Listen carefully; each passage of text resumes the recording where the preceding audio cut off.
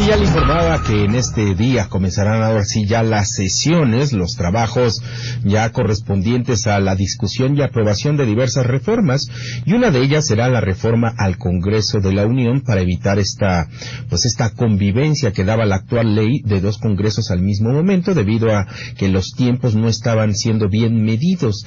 El ingreso de los nuevos legisladores sería el 1 de agosto y el término de los actuales el 31 de agosto. Pero ya hay un acuerdo y por primera vez por unanimidad de todos los partidos se prevé que esta reforma al Congreso sea aprobada. Y le agradezco muchísimo al presidente de la Junta de Coordinación Política de la Cámara de Diputados y coordinador de los diputados del PAN, Jorge Romero, que esté con nosotros. ¿Cómo está, diputado? Qué gusto saludarlo.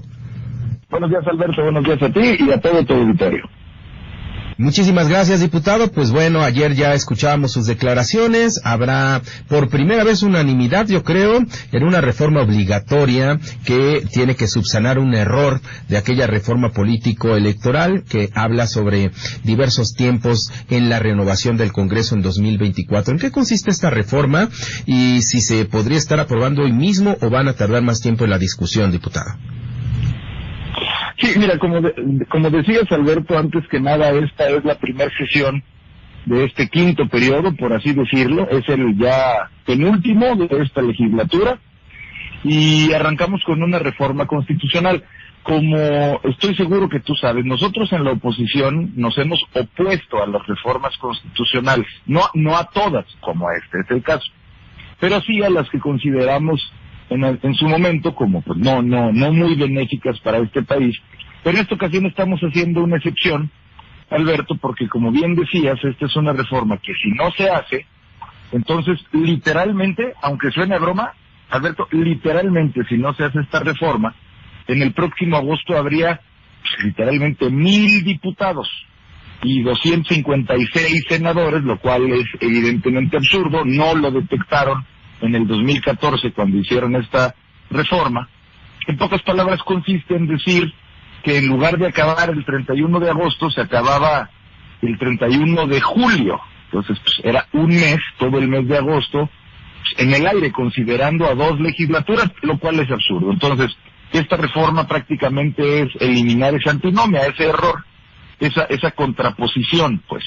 Y como también bien dices, es una reforma que logra el consenso unánime, es unánime por parte de todos.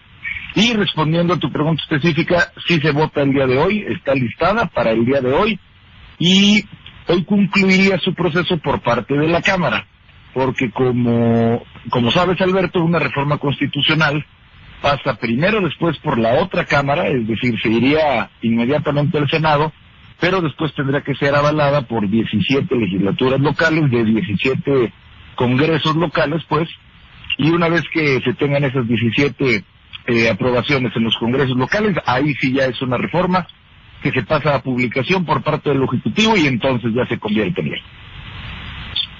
Diputado, pues ya pasado esta reforma que me parece que será de trámite porque no es posible tener este escenario en el mes de agosto, vendrán las discusiones importantes. Tienen en la mesa pues el presupuesto del próximo año y las intenciones del presidente Andrés Manuel López Obrador de reducir considerablemente el presupuesto del Poder Judicial.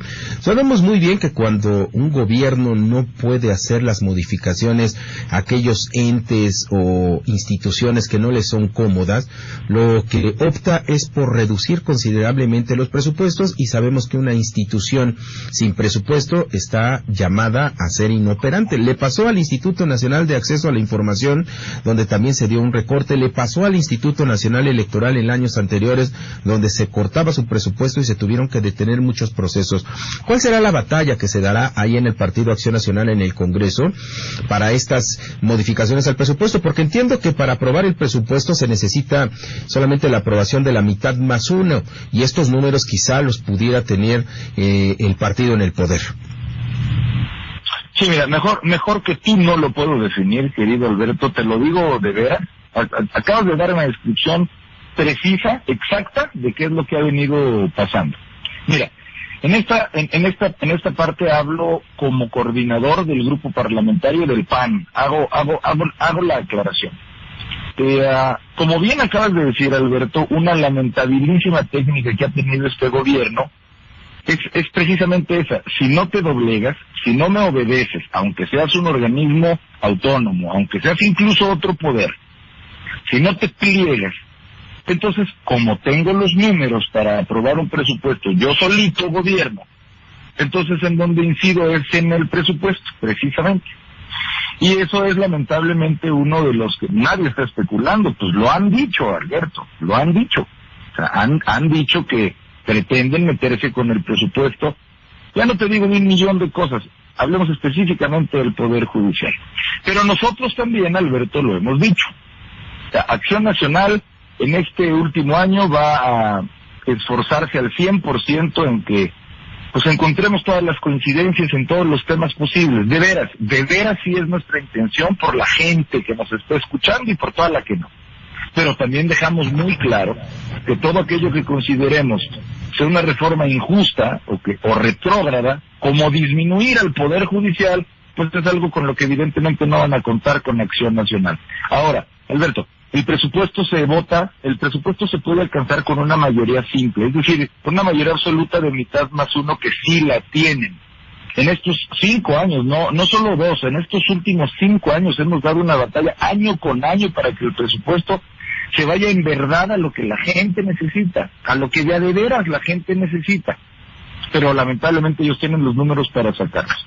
Pero si además viene una reforma en donde se pretende modificar por completo el Poder Judicial, que tendría necesariamente que ser constitucional, ahí sí lo decimos, no cuentan con Acción Nacional, me atrevo a decir que no cuentan con Todo Va por México, PAN, PRI, PRD, y si no cuentan con ellos para una reforma constitucional, no pasa la reforma constitucional, porque ahí sí se ocupa de una mayoría calificada que no tienen.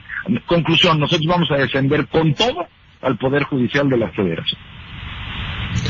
Sí, porque la intención del presidente de la República, y seguramente sin leer la iniciativa de presupuesto, pues Morena, el Partido del Trabajo y el Partido Verde Ecologista estarían pues recortando los presupuestos. Pero, diputado, ¿se puede recortar mucho los presupuestos? Bueno, hemos tenido el caso del INE, que se le recortaron varios miles de millones de pesos, tuvieron serios problemas, por ejemplo, en las consultas populares, que finalmente no tenían una importancia relevante para la democracia, y sí para el régimen, pero no para la democracia, y creo que el resultado lo probó, ¿no? Al final, muy poca gente participó en estas consultas populares de la revocación de mandato, de la investigación a los expresidentes, pero en el caso del Poder Judicial, la propia presidenta de la Suprema Corte ha advertido que sin presupuesto el ejercicio de la ley y la justicia en este país se puede poner en peligro. El asfixiar al Poder Judicial, ¿realmente ustedes ven un escenario de problemas que de por sí tenemos muchísimo de aplicación de justicia? No, pues imagínate, querido Alberto. A ver, mira, es que nosotros decimos esto. Nosotros no estamos en contra de un recorte en sí. A ver, pues hay veces en que se ocupan recortes, pues así es esto, es como cualquier persona en su familia, a veces tendremos que recortar el presupuesto en algo. Lo que no se vale, Alberto, a ver, supongamos que el recorte al Poder Judicial fuera y también esta parte la quiero decir muy clara, para recortar sueldazazos, o 10,000 asesores, o un coche último modelo, o el mejor servicio de comida. Bueno, pues el PAN, en eso no está en contra, el PAN. O sea, nosotros sí creemos que esos son gobiernos que ya deben de quedar atrás. O sea, en la Cámara de Diputados, pues tenemos agua y galletas, mi querido Alberto, y qué bueno, o sea, los hiperprivilegios sí es algo que a juicio nuestro sí tienen que quedar atrás. Lo que no se vale, Alberto, es ¿por qué nunca se dio esta discusión con la anterior presidencia de la Suprema Corte de Justicia? Nunca se dio. Es la misma Suprema Corte de Justicia. Ahora se está dando porque ahora empiezan a tomarse resoluciones que fundadas en derecho no le gustan a este gobierno. Entonces, ahora sí hay que revisar el presupuesto del Poder Judicial. Eso es lo que nosotros consideramos absurdo, es lo que consideramos no institucional, no ético. No puede, ahora ya no se meten con el INE. El INE, que era la encarnación de la maldad en la democracia de México, ahora como ya les gusta más su composición, ahora ya no hay ni una sola queja respecto al presupuesto del INE. El punto, Alberto, es que los presupuestos no pueden darse a contentillo, o según si me caes tú bien, o si me caes mal. pues lo que se ocupa. Y yo he escuchado a una presidenta ministra decir, a ver, estamos abriendo nuevas salas. Esto, el 80% o más del presupuesto es para pagar sueldos de todo el personal. Entonces, por supuesto que si se ocupa un poder, se ocupan todos, pero particularmente el que le da justicia diaria, cotidiana a este país, es el Poder Judicial. Dejar a un lado las diferencias políticas y no salir con barbaridades. Imagínate que la gente de por sí se tarda siglos en sacar un problema judicial, algún juicio. Ahora imagínate que se recorte a la mitad del personal, pues van a ser milenios los que se tarde la gente en resolver su herencia, su compra, estar imputado de algún delito. Entonces es algo que nosotros evidentemente no podemos permitir y que vamos a debatir con toda nuestra racionalidad y convicción. Último, diputado Jorge Romero Herrera, coordinador de los diputados del Partido Acción Nacional y presidente de la Junta de Coordinación Política de la Cámara de Diputados.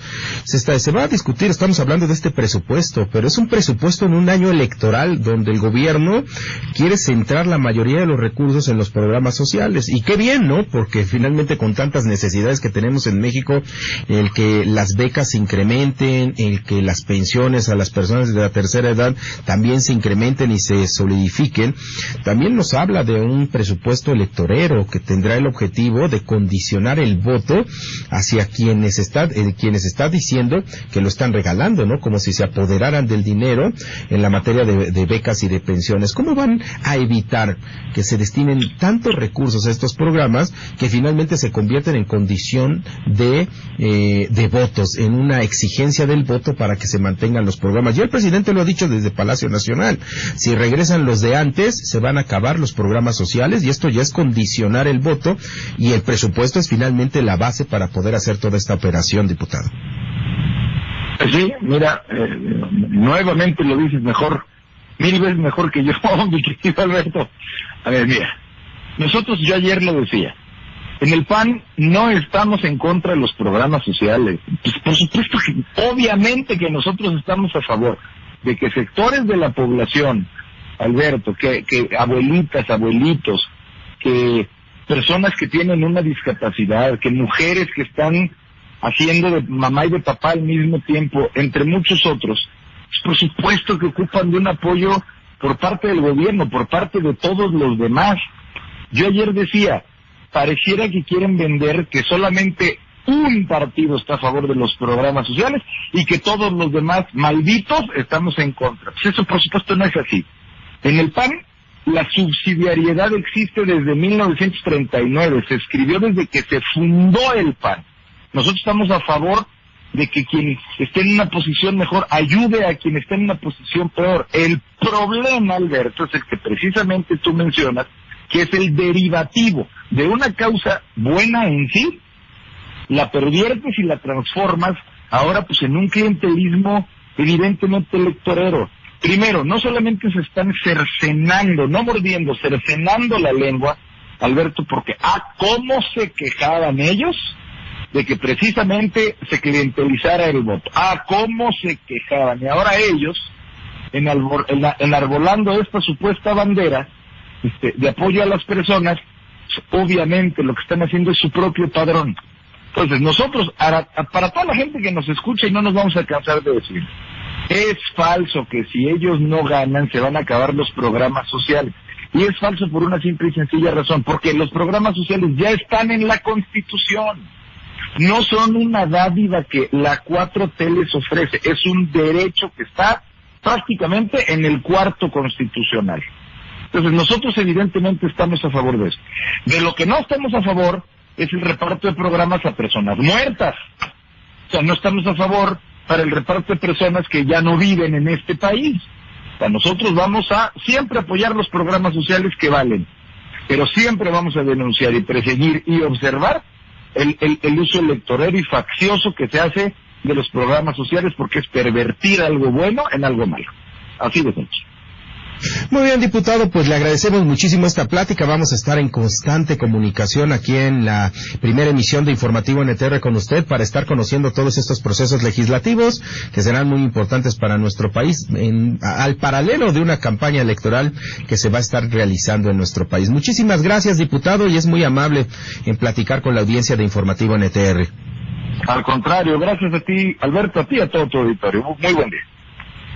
Muchísimas gracias. Fue el diputado Jorge Romero, presidente de la Junta de Coordinación Política de la Cámara de Diputados y coordinador de la Diputación del PAN allá en San Lázaro.